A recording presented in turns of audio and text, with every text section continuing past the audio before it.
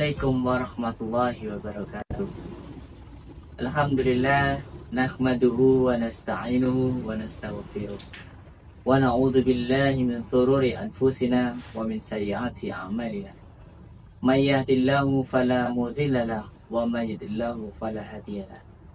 Asyhadu an la ilaha illallah wa asyhadu anna Muhammadan abduhu wa rasuluh. La nabiyya ba'da, la nabiyya ba'da. Allahumma salli ala Muhammad wa ali Muhammad. Qala Allah Ta'ala fil Qur'anil Karim, a'udzu billahi minasy syaithanir rajim. Bismillahirrahmanirrahim. Wa asiru qaulakum aw ijharu bi innahu alimun bidatis sudur. Al-ayah. Alhamdulillahirabbil alamin. Sahabat-sahabat yang dimuliakan Allah Subhanahu wa Ta'ala, hari ini adalah hari yang luar biasa, yaitu mendekati 10 hari terakhir, di mana adalah hari di mana Allah membebaskan dari siksa api neraka. Maka sahabat-sahabat yang dimuliakan Allah Subhanahu wa Ta'ala, bagaimana kita menjaga hati kita, menjaga sikap kita untuk mendapatkan rahmat Allah, mulai dari 10 hari yang pertama hingga sampai 10 hari yang terakhir, hingga nanti kita merasakan kemenangan di saat Idul Fitri. Sahabat-sahabat yang dimuliakan Allah, satu ayat yang saya bacakan di awal, yang insya Allah artinya adalah, rahasiakanlah perkataanmu atau nyatakanlah, sesungguhnya Dia, Allah, Maha mengetahui segala isi hati. Maka hati ini adalah menjadi salah satu infrastruktur yang luar biasa dalam hidup, di mana dari hati kita akan menjadi manusia yang baik, dan dari hati pula kita juga bisa menjadi manusia yang tidak baik. Maka sesungguhnya mengelola manajemen kolbu di 10 hari terakhir ini adalah hal yang luar biasa. Dengan apa? Yaitu dengan berprasangka baik. Sahabat-sahabat yang dimuliakan Allah Subhanahu wa Ta'ala, ada kalanya kita kecewa pada satu hal, dan ada kalanya kita sedih akan sesuatu hal. Tetapi setiap kekecewaan dan kesedihan kita harus mampu mengelola supaya tidak menjadi satu prasangka yang tidak baik.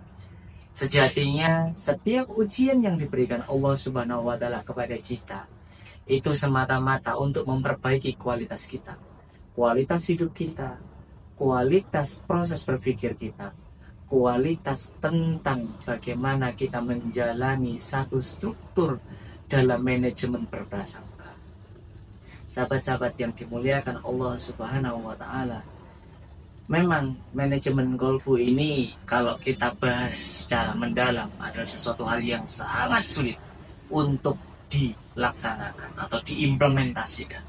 Akan tetapi di 10 hari terakhir ini adalah proses kita belajar mati-matian untuk menata hati kita guna menjadi manusia yang bermanfaat untuk semuanya. Maka sahabat-sahabat dan dimuliakan Allah Subhanahu wa Ta'ala, treatment yang pertama adalah sampaikanlah apa yang benar dan sampaikanlah apa yang salah dengan bahasa yang lemah. Dan artinya proses mengingatkan seseorang ini adalah proses cara kita menyampaikan dengan bahasa-bahasa yang lemah. Seperti halnya apa yang disampaikan Rasulullah SAW, yaitu berkata dan bertutur kata yang lemah lembut. Lantas bagaimana ketika kita mendapati sahabat kita, saudara kita yang membuat sakit hati dalam diri kita? Tetap kita sampaikan dengan bahasa yang lembut, dengan tutur kata yang sopan, dengan sikap yang bijaksana.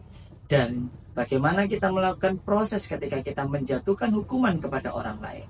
Sampaikanlah dengan tegas dan jangan mendahulukan nafsu diri untuk menghukum orang lain, bahwa sesungguhnya karena nafsu yang tinggi ini adalah sesuatu hal yang tidak baik. Sahabat-sahabat yang dimuliakan Allah Subhanahu wa Ta'ala, satu hal yang harus kita pelajari, bahwa menata hati itu adalah sesuatu hal yang penting untuk kita menjadi manusia yang bermanfaat fid dunya wal akhirah.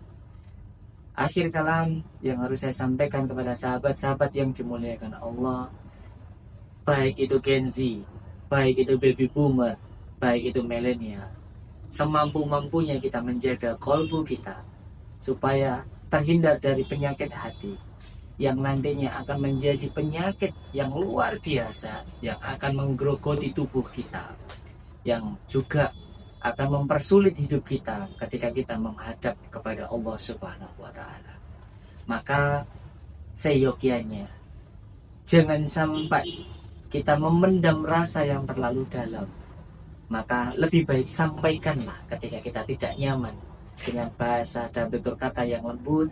Sampaikanlah apabila kita merasa bahwa diri kita ini dalam keadaan tidak baik-baik saja. Maka ada waktunya kita menjadi manusia introvert dan ada waktunya kita menjadi manusia ekstrovert. Dan di antara dua sifat itu jangan sampai menjadi dua hal yang terlalu dominan. Inilah yang nantinya kita bisa mengelola hati kita, yaitu dengan tabayun, dengan selalu menyampaikan pendapat kita dengan bahasa yang lembut. Karena sikap lembut adalah sifat yang sangat dicintai oleh Allah. Karena sifat inilah yang nantinya akan membawa kita menjadi manusia yang bahagia fid dunya wal akhirah.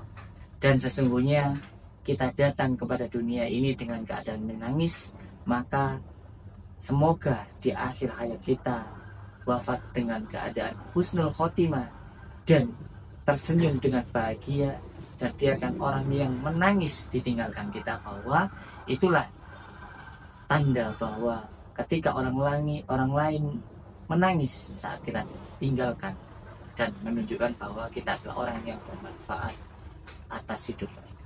Akhirul kalam, fastabil khairat. Assalamualaikum warahmatullahi wabarakatuh.